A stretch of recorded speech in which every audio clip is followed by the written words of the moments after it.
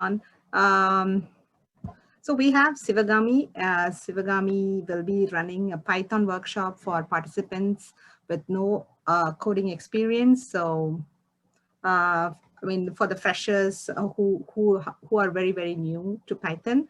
So, take it over, Sivagami. Sure. Yeah. So, hope all of you have a Gmail account. If you have a Gmail account, what you can do is go to Google and search for Colab. Let me share my screen first.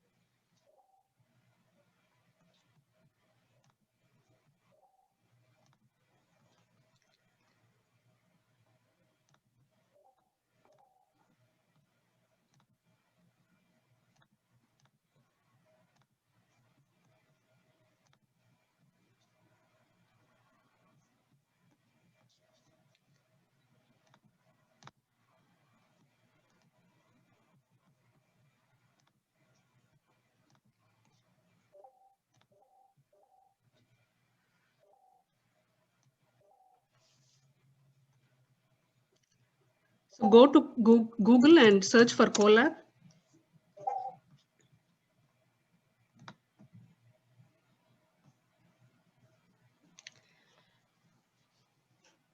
Google Colab is a very interactive tool that's available in the cloud, and it's completely free of cost. There is no need for you to download any Python tool, install it, and do any configuration.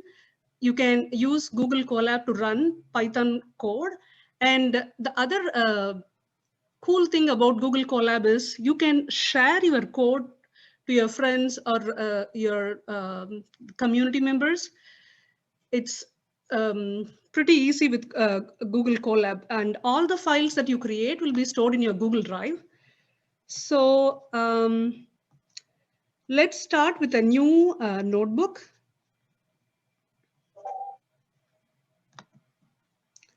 Let's go to File. I hope you're all following along. Let's open a new notebook.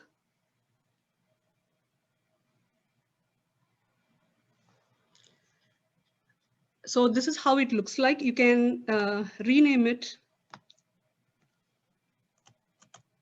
My First Code.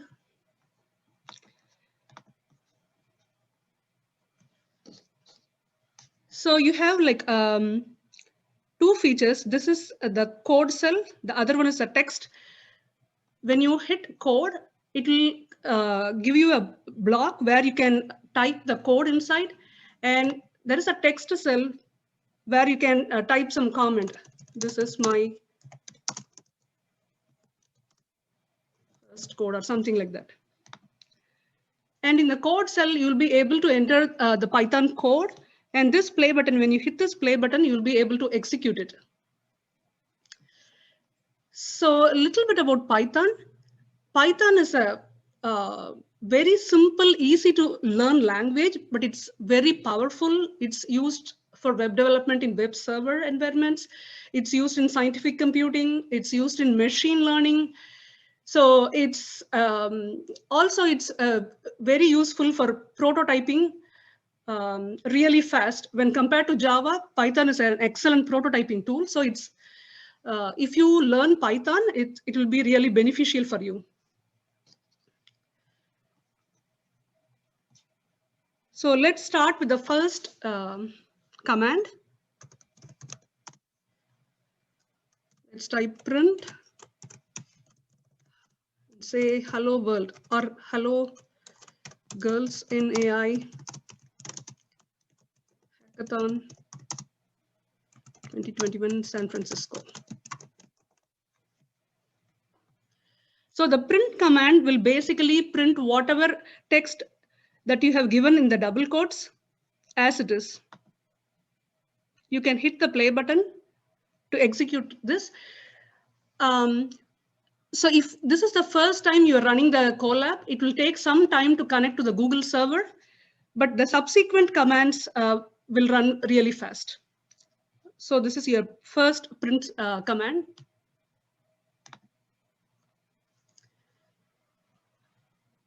Programming is all about feeding the computer some input and some logic, then it will give us some output. So input plus logic equal to output. And to give input, we use something in the programming called variable. Variable is nothing but a container that holds the data that you're going to give. So let's define a variable called A and assign it the value 5. And we can create another variable B. And this one will hold the value 7.0. This will hold a decimal value. And let's create a variable called str, or maybe str1 for string 1. And let's store the value design in it. So basically we have 3 variables here, A, B, str1. Each contains data with a different data type. The first one is an integer, as you can see, and the second one is a decimal. The third one is a string. So we can create another code cell. And this text cell will be really useful if you want to document what your code does, so that when you share with your friends or anyone else, it will be really useful for them to understand what your code is trying to do. So in the field of programming, it's always super useful to document it properly. Otherwise, when you look at somebody else's code that is not properly documented, then you have to spend a lot of time to understand or decipher the code. Okay, so we talked about variables, and then there is something called a condition. So there is an if condition. Let's check if A is greater than 5. Oh, sorry, greater than 5.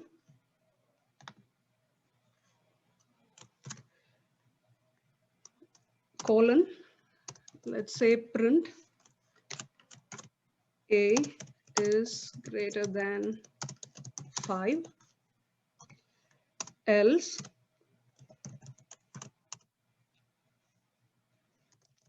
print A is less than 5. Let's run the code by hitting the play button. Oh, there is a syntax error. Name A is not defined. Oh, okay. So I have defined A in the previous code cell, not here. So I have to run this cell first and then run the second one following that. So now it says A is less than 5. Okay, I made a mistake. Let me say if A is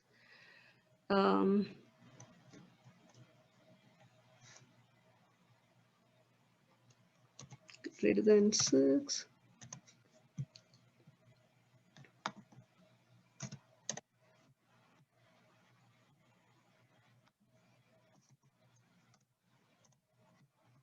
Let me run it again.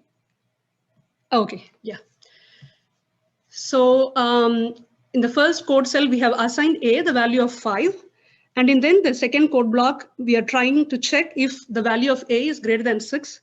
If it is greater than 6, we are printing that A is greater than 6. Else, we are saying that A is less than 6. So this is a very simple condition.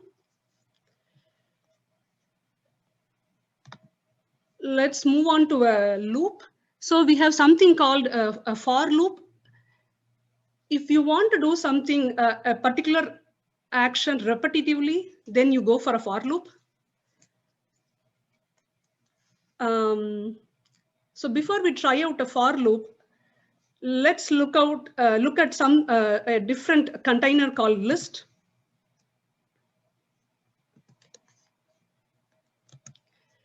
Let's name the variable as lst1.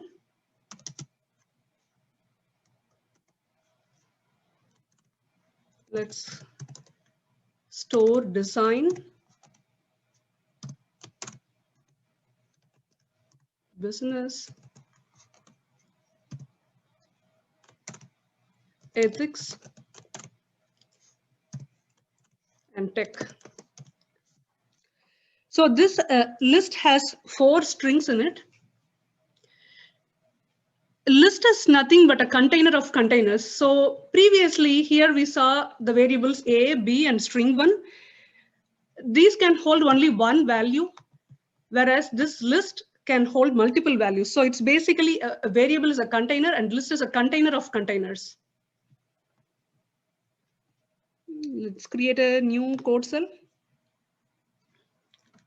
and try out a loop.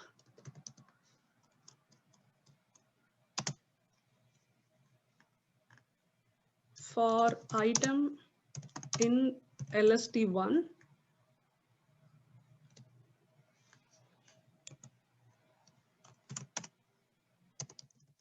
print item. So what we are trying to do here is we are taking one item from the list each time, and then we are trying to print it out. So let's run this. Okay, I need to run this code block first, so that my list 1 variable will have all the values that I need. As you can see, it goes through that list and prints out one item at a time. So this is all about for loop. So basically we learned about variables, list, if condition, and for loop. This is a very, very basic building blocks of programming, be it Python or Java, whatever language you code in, these will be the basic building blocks. So do you have any questions?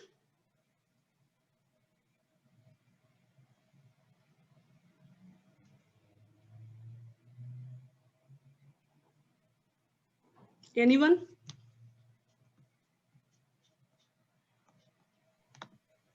Actually, I do. I'm Yeah. Sophia, because I tried to follow your steps, but mine doesn't look like that.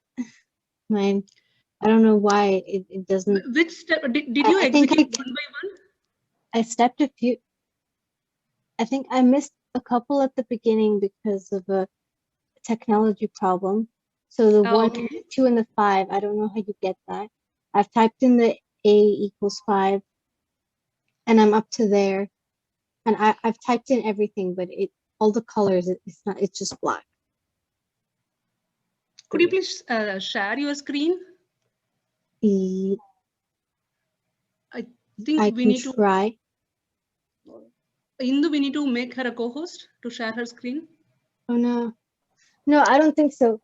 But so all I need to know is how to change the where you have the brackets and the 1. I just have the play button. I don't know how you change that. Are you talking about this block or this block? Which one? Oh no. Sivagami, if you stop sharing, she can share Okay, her screen. sure. Yes, you can share her screen. Oh no, because okay, I have a different. I was doing it on the wrong account, so I changed. I can try and share it Okay. now. Here, I think share. Okay. Yeah. Can you see? So I've typed in this. I'm at this point Okay. because I had to start again, and so I'm here. Yeah. So if you hit the play button, what happens if you run the code? Nothing. It's not executing. It seems like cell executed since last change. Okay. str is an inbuilt variable for Python, so we should not use that as a variable name. You can give like str1 or 5 or whatever it is, but it should not be simply str. Okay, so I can just add a worker 1. Yeah. Like that. And yeah, execute this now. I don't understand what's supposed to be happening. I think she needs to write the next code. Yes, now it's working. Yeah. Now you can write the next code. Okay, so Yeah, here. because you're not giving any, we are not printing out anything, right? So you're not able to see any output here. Okay,